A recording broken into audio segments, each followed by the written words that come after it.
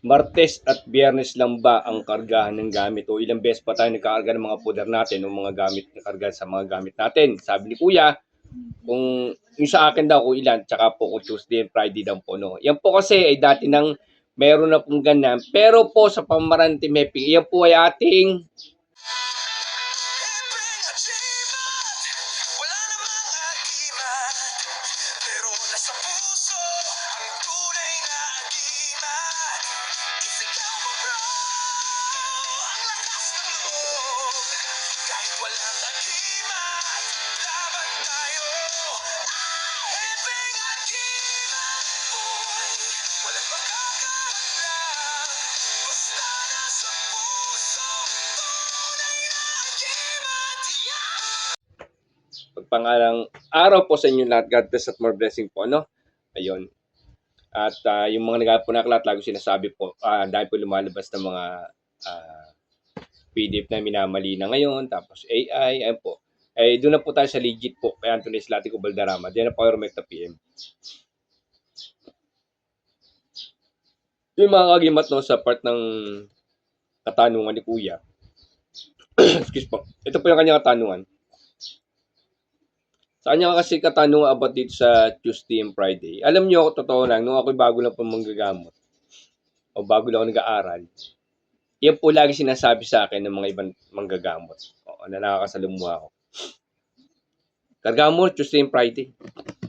Sa mga pasyente, ganun din po. Ginawa ko rin po yan dati. Aminado naman po lahat tayo na tayo nagkakaroon ng, kasi nga yun po yung dala ng ating inaral. Ngayon, pag nag-upgrade tayo, kailangan natin baguhin. Usually kasi ngayon po kasi, sa mga natuklasan natin, no? Yan Tuesday and Friday po, yan po ginagamit lang po talaga kung kayo ikapos sa oras. At sinasabi nila malakas daw ang mga kalaban pag Tuesday and Friday. Doon daw sila nagpapalakas, kaya doon din tayo nagpapalakas. Hindi po mali po. Everyday po talaga malakas tayo pag tayo lagi nagkakarga ng gamit o ng karga na sa katawan natin. Mas mahalaga po yung everyday kasi nagkakarga tayo.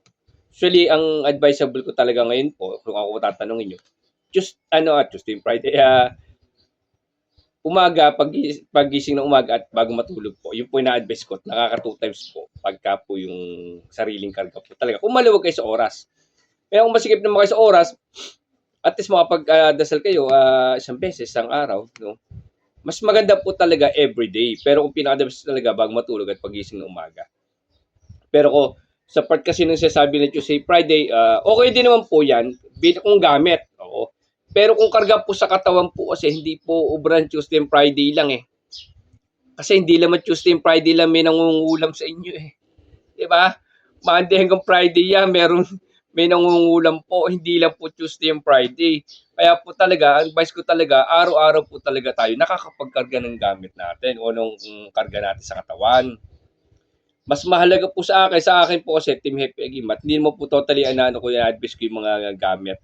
Ang ina-advise ko po kasi, karga sa katawan, magdasal kayo, ilapit yung Panginoon sa Panginoon ng sarili nyo, dasal ng Ama namin, sumasampalataya, bagay ng marel, walhati, bago matulog at pagising ng umaga. At patawarin po lahat mga nagkasala po sa inyo. Yun po yung mga pang-advise ko po. Excuse ko po. Sa mga pasyente at sa mga nagbabago nag-aaral sa mundo ng spiritual, no, hindi po, binago na po natin yan. Kailangan po sinasabi nga ng iba na huwag mong baguhin yung mga traditional. Ba't di natin babaguhin? Kasi may mali nga po, kaya kailangan natin baguhin yan. Hindi po, araw-araw po talagang dasal. Opo, araw-araw tayong kailangan manalangin. Usually, kung alam mo sa ibang history kasi, meron kasi ilang porsyento ng oras po ang may bibigay, kailangan na ibigay pa lang sa Panginoon. No? Hindi po puro gamit. Sa Panginoon po tayo tumatawag. O yun po yung part ng akin, no, na binabago natin yung mga ganang traditional. Kasi po, may mali nga po. Hindi po Tuesday and Friday lang. Everyday po. No, yun, sa katanungan ko, sana masagot natin. Yung agay sa aral namin, skip lang po yun. Hindi ayaw na po namin magpagtatalo, no.